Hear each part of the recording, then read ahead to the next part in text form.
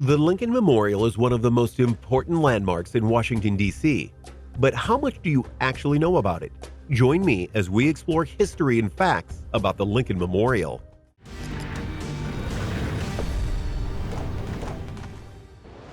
Number 11. Timing wasn't everything here. When it comes to making certain things in the world, especially monuments that are meant to be honoring certain figures, it's important to start them and open them in a timely manner or on an important date for the person you're honoring. President Abraham Lincoln died via assassination in 1865, so you would think that the country who truly loved this president would want to honor him as quickly as possible, right? Well, yes and no.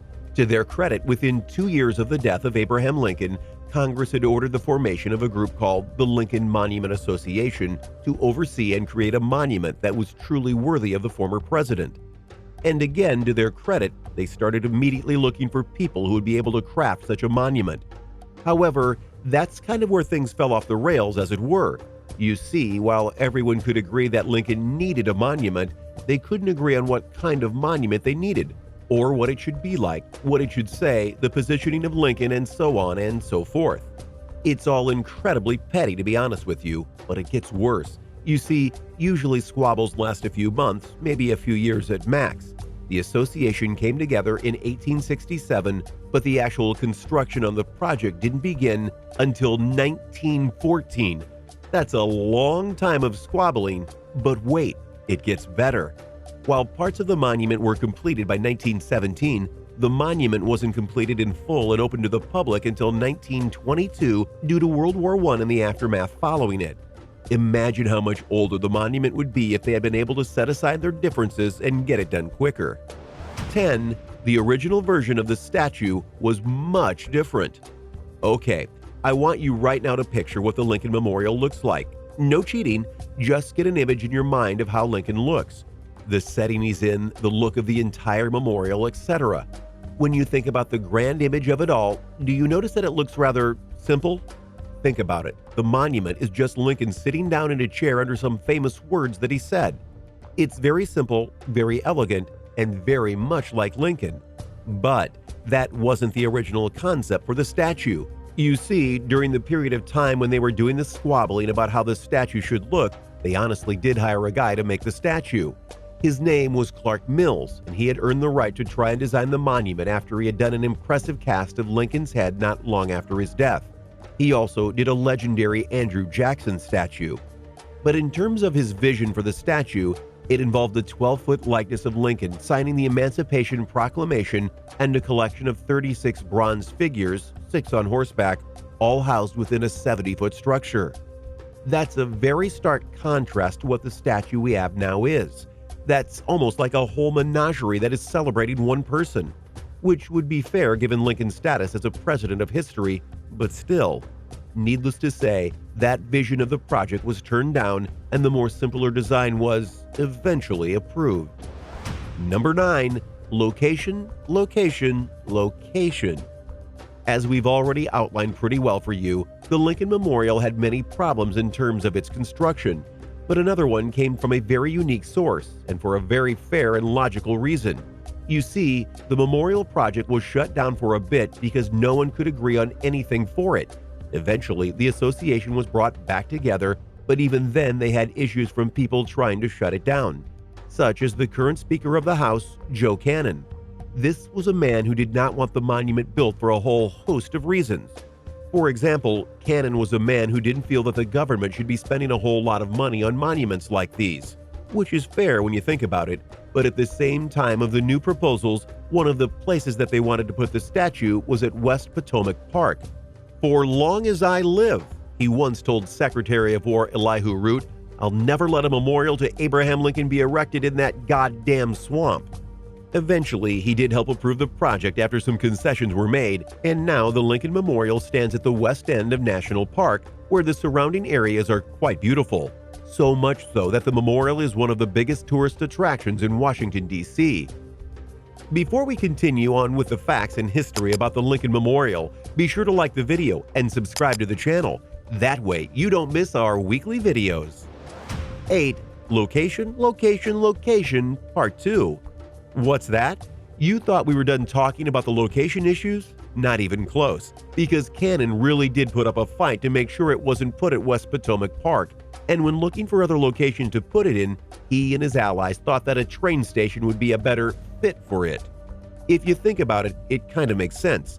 It could have been the focal point of it all. Everyone who left the trains and go into the main part of the station would see the statue. It could have been an eye-catching moment if you did it the right way. And guess what? The new location was approved for a time by none other than Theodore Roosevelt.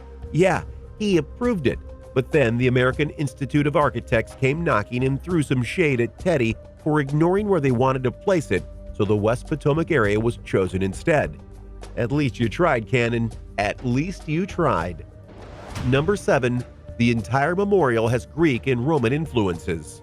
When you look at the Lincoln Memorial, you might not realize it at first, but there's a lot of different elements that were created by a great many hands. Daniel Chester French designed the statue of America's 16th president, which was produced by a family of Tuscan marble carvers known as the Piccirilli brothers, and architect Henry Bacon created the monument building. But that's not the end of the influencers, though. The Piccirillis, for example, decided to do something rather special for the part of the memorial that has Lincoln's arms. Mainly, they were put on pillars that were made to resemble Roman faces. These are bundles of wood that were a symbol in those times of power. Given that Lincoln had power as the President of the United States and that he used that power to free the slaves, that was an appropriate visual statement. Meanwhile, on the Greek side, you need to look no further than the pillars that help hold up the Lincoln Memorial building. If you felt it looked familiar, have you ever heard of the Parthenon? The Greeks were one of the first nations to truly use democracy, so it felt appropriate in their eyes to honor the president by tracing democracy back through the centuries, citing, "A memorial to the man who defended democracy should be modeled after a structure from the birthplace of democracy." 6. The Lincoln Pyramid? The Lincoln Temple? Yeah, remember when I talked about all the many people who were part of the project, and remember how I noted that it took a while to settle on a design? Well, some of the people who wanted to be part of the project weren't helping in that regard.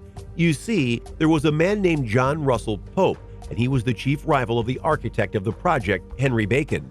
Bacon's designers were a little out there in terms of some of the qualities, but when it came to Pope, he was going way outside the box in terms of what he thought would be best for the memorial.